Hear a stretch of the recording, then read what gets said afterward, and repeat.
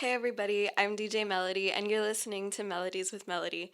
That song that just played is called Not Good Enough for the Truth in Cliche. It's by Escape the Fate, and I don't know if it's just me, but the singer really reminds me of the voice of Mordecai from Regular Show. But today is emo day. When I originally announced the theme for this week, like last week on last week's show, it was something that just kind of came to me spontaneously. I was like, we got Halloween coming up, and fun fact, I actually used to be emo, so I thought it would be like a fun idea to just visit my roots in my musical interests, like what made me really like music. But I think fate works in funny ways because the very next day after my show, I got an offer to a ticket or for a ticket to a certain festival. That festival being When We Were Young, the When We Were Young festival, which is so super exciting. But I actually want to save that topic for a little bit later. We'll talk about that more later. But today I am going to play some songs by the artists that are in the lineup for that festival, as well as some songs that used to be my favorites. So if you hear a familiar artist today, but it's not their most popular song playing, that's why. So on with the show. This weekend, my boyfriend and I got invited to the movies by a mutual friend, except this wasn't like the AMC or Cinemark theaters. It's this historic movie theater in downtown McAllen, and they were playing a horror double feature. I don't remember what the first movie was, because we didn't make it to that one. But the second movie was Halloween, the original 1978 Halloween. And it was my first time seeing the first Halloween film, so I thought it was super cool to watch. It was an old movie inside an old theater, which was really exciting. The movie itself was pretty good. I think it would have been better if I didn't know that there was so many bad sequels that came to follow, especially this recent one. I've heard nothing but bad reviews. So, yeah, they even had free popcorn at this theater, and they also had someone that was dressed as Michael walking around the theater, like to try and scare people, which was pretty cool. It did make me jump like the first time I saw the Michael guy walking around. It was like 3D because he came out at like the scariest parts of the movie. But the whole experience was just super unique, and it was all free, which is really generous of the theater to do, except for like the snacks, if you want to buy snacks, of course. But this weekend, I also went to another show at the Gremlin. This time, it was only women-led bands that were performing, and it's pretty great. I think most, if not all, the bands in the Valley have already developed like a really cohesive sound, and I'm starting to see more front women come into the scene, so that's really cool too. Also, I just wanted to note that this season, like October-ish and forward, is perfect for going to shows. Most, if not all, of the shows are like at outdoor venues. And in the summer, it was always so uncomfortable for me because like the humidity and the heat, and you can just feel your makeup sweating off, and all your baby hairs on your head are like springing up because of the humidity, and it's just so ugly. But now in the fall, things are like in perfect condition to just go out and enjoy some live music outdoors. Um, some other things that happened to me include learning how to somewhat ride a hoverboard. That was really scary. I feel like I'm like already like 3 years late to that, but I learned you can do it too. I ate at this place called the Black Bear Diner in McAllen. I know they have one in Brownsville. I used to pass it when I would ride the bus to Brownsville all the time. It was okay. I got a burger. I didn't really like it. But I also made s'mores in a microwave, and the marshmallows like almost exploded. That was pretty fun.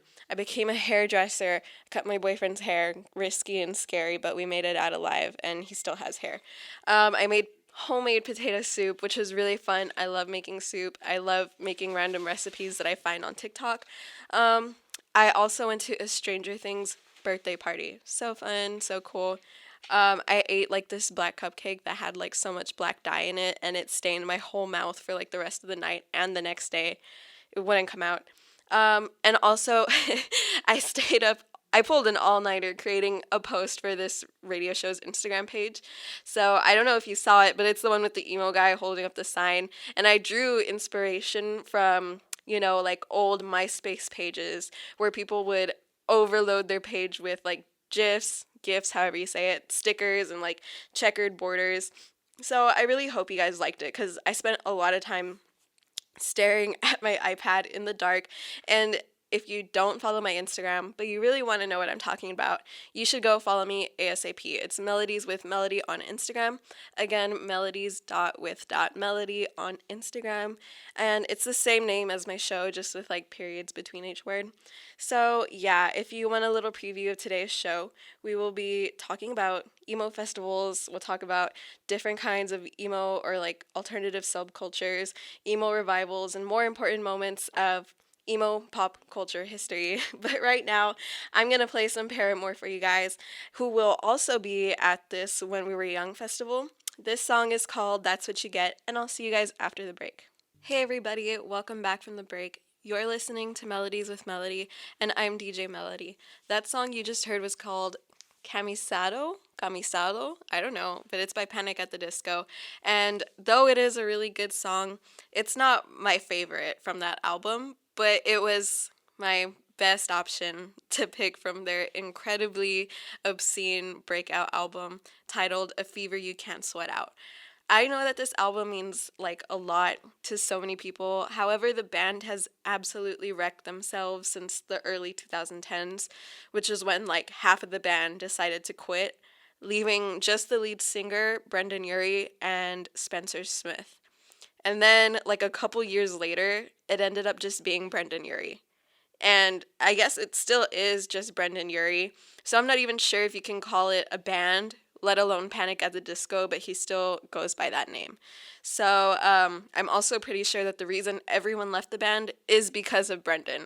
I've heard that he's like a pretty insufferable person. I'm not sure exactly what he did, but if you look up that topic, I'll guarantee you that something will come up. So yeah, now Brendan Urie / Panic at the Disco is a complete sellout in my opinion, my honest, true opinion. But despite how horrible of a person that Brendan is, you can't deny that A Fever You Can't Sweat Out is an iconic album. And I just had to include at least one song from that album on today's show because of what it means or what it meant to like emo people back in the early 2000s. Anyways, today is Wednesday, October 19th, and it's pretty cool outside, but not as cold as the weather we got, which started Sunday. We had a lot of rain, followed by like a cold front, and then by cold front, I mean like 60s, maybe 50s in the morning. I absolutely love this type of weather, but unfortunately, starting today, it will be getting warmer, back up into the 80s, and then of course the sun is going to be out, so it's going to feel even hotter than that. But yeah, guys, today is a very special episode of Melodies with Melody because we are talking about and listening to all things emo. And if you're wondering what qualifies me to talk about this, I was emo like all 3 years of middle school. And here's a little fun fact. So, during those 3 years of middle school, I was not allowed to have social media. I was, however, allowed to download Pinterest and YouTube. So I made it work with those two apps alone. I made it work. I had like a Pinterest board for each of my favorite bands and Pinterest boards for like every member of my favorite bands. And I also had like 5,000 followers on Pinterest just from like reposting pictures of like the band members and stuff and fan arts or fan edits or whatever you want to call it. So even though I wasn't allowed to have like your typical social media apps like Instagram or Tumblr or Twitter, which were very popular at the time, people on Pinterest would still like screenshot just about anything from those other apps and repost them on Pinterest. And that was like my social media. That was how I found out about everything. Yeah, so that's how I would keep up with My Chemical Romance and Fall Out Boy because those were my two favorite bands at the time. But yeah, and my first concert I ever even went to was a Fall Out Boy concert in 2014. And I remember they announced the concert on the radio on 107.9.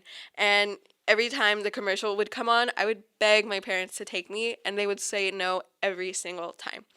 Um, so that happened until the day of the concert, December 1st, 2014. I got picked up from school and my mom surprised me with tickets. So it was a really great concert overall. I think it was at the Dodge Arena and it was really great. My second concert that I ever went to, 2 years later, I bought tickets to go see Pierce the Veil at the FAR Convention Center, which was also really great. I was 14 at the time, and I had to take my 8-year-old brother with me. And we almost got sucked into a mosh pit, a huge mosh pit during Sum 41's set. But thankfully, two really tall people who didn't know us or each other. They were just like complete strangers.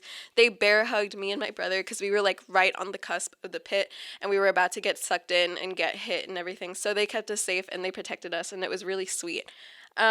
So for this next break, I thought it would be really sweet to play both Fall Out Boy and Pierce the Veil. One thing I really like about Fall Out Boy that I wanted to mention though is that all of their songs, or like all of their early songs that they've made in their early career, have incredibly long song titles.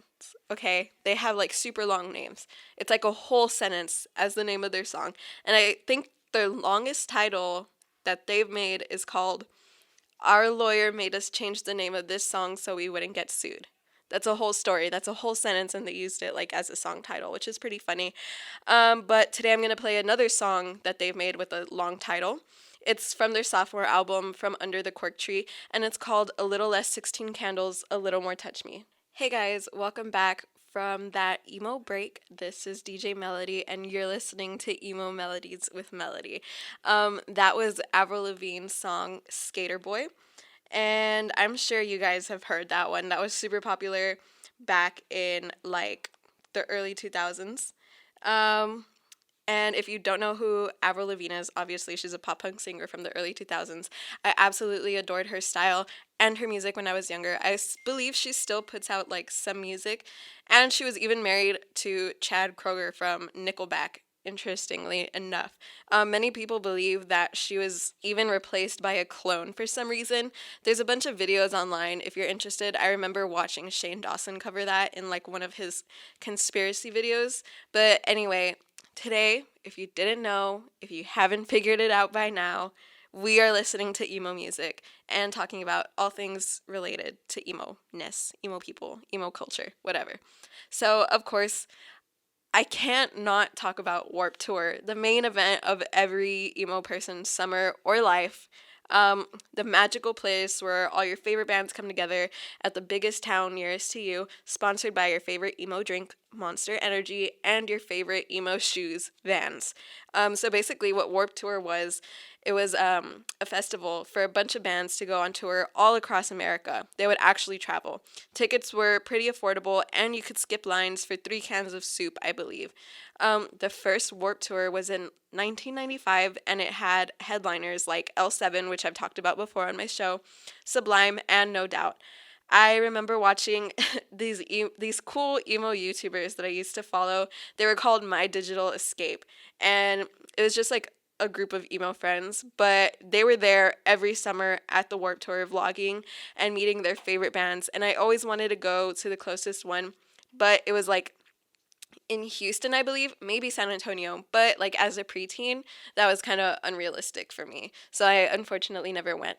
But unfortunately, Warped Tour was discontinued in 2019, or it ended in 2019, not because of financial issues or like a lack of people wanting to go, but the founder, Kevin Lyman, actually felt that there was like a loss of a sense of community in the fans and also like the performers. So he decided to call it off, and there hasn't been a Warped Tour since 2019, but fast forward to 2022, there's a new emo tour in America. It's called When We Were Young. Now this festival, it was first announced back in January, and a lot of people, including myself, thought that this festival was a scam. It was too good to be true. A lot of the bands on the festival lineup weren't even aware that they were on the lineup. Tickets were like $500, and there's only one location for the festival in Las Vegas. So a lot of people were thinking this was going to be like another Fire Festival situation. But as time went on throughout the year, more bands actually agreed and like put the When We Were Young festival dates into their own American tour dates, and a lot of Las Vegas locals have reported seeing the festival grounds being set up. So we were off to a sketchy start here, but I think things fell into place eventually. And even though it's not the same as the original Warped Tour, I think it's going to be a real treat because these artists are like real emo icons. Like, let me just read you some of the people who are on the lineup for the festival.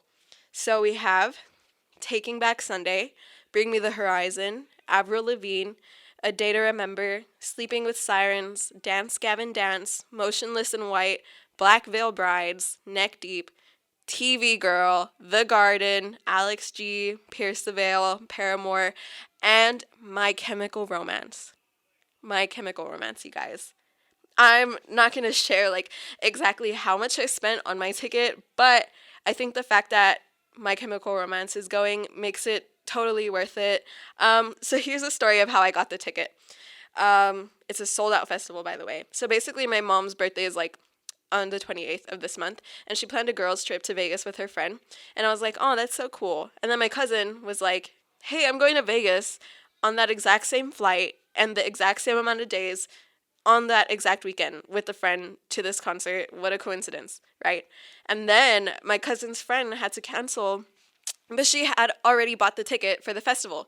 And so I was offered to buy the ticket, and my cousin texted me and she was like, hey, my friend canceled. Do you want to go to the concert with me? And she sent me the details, and that's when I realized it was the When We Were Young festival. So of course I couldn't say no.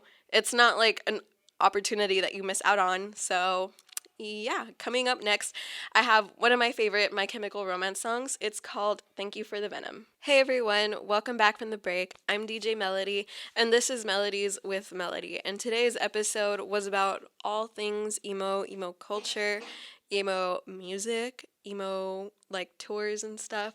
That song you just heard was called Dirty Little Secret. It's by All American Rejects, who are also going to be at the When We Were Young festival. And I'm sure you all have heard that song before, or at least you've heard of the All American Rejects. I remember they used to be on the radio like every single day in the early 2000s, and they were even on one of the Guitar Hero games, which is where I also knew them from, because my dad had a PlayStation. And I even heard Fall Out Boy and Weezer for the first time on Guitar Hero, I believe. But before the end of today's show, I wanted to talk about something that I promised I would talk about.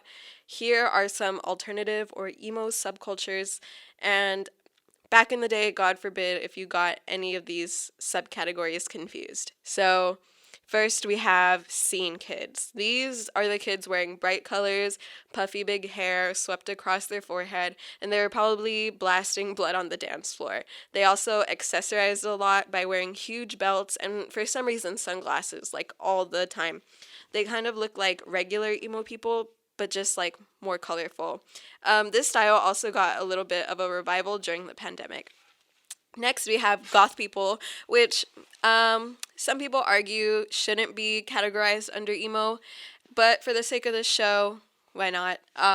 This subculture actually started a good while before emo did, and it started off like in the 80s. It derived its name from the influences that 19th century gothic literature and horror movies has. Some bands that are goth, that I would consider goth, is like Bauhaus and Susie and the Banshees. Next up, we have Midwestern emo, which has been around since the 90s, but we have also seen a revival during the pandemic. This subculture is categorized by unique but melancholic guitar chords, flannels, beanies, and lyrics about how your girlfriend left you. Some examples would be modern baseball or American football. So, all right, guys, that's all I really have for today. I want to thank everyone who tuned in and anyone who's shown support for my show. It means the world to me, truly, honestly. And next week, I'll be doing my Halloween episode. Believe me, you do not want to miss out on that one. It's one I've been planning since like the beginning of the semester. So I hope to see you then. Here is Pretend We're Dead by L7.